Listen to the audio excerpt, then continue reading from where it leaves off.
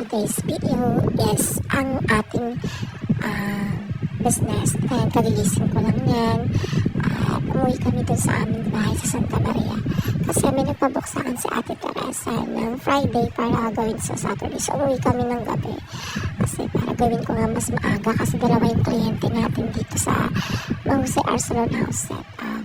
At ayan nga si Jenna. Siya yung unang client natin kasi yung ate niya is pinashampoo ko muna. Actually, dapat ang magpapaliban is yung mama niya. At kaya na nga, in-applyan ko na nga siya ng gamot.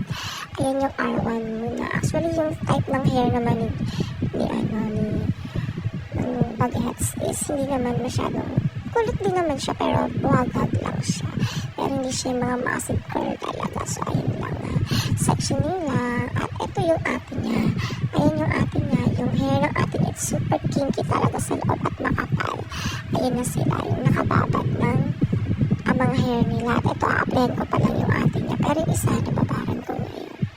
At ayun nga, sinisectioning ko na nga yung hair ni Jenna. Actually, last year ako rin yung nag-reband sa kanya. Tapos ngayon, nireban ko siya uli ngayon. Actually, kahapon. Tapos ayun na nga, sinectioning ko na nga yung hair niya.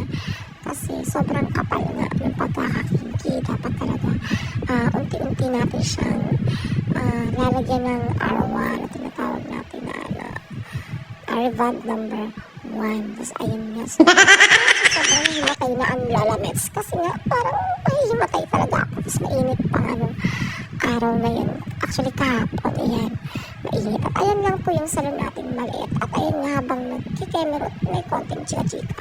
At ayan na nga, nakababad na nga si Jenna dyan. Actually, binabad ko siya. Almost mag-take siya ng mga 5 hours. Pero, 1 inch from the roots. At ito na nga si Jenna. Ayan naman yung IC class. Ayan yung before niya. At ito naman yung after niya. Kasi una siyang natapos sa atin niya. Ayan. Kasi 9 o'clock kami nag-start. 8 naman sa kanya. At ito naman si Jenna. Ang after niya. Yun lang. Thank you very much. Thank you so much.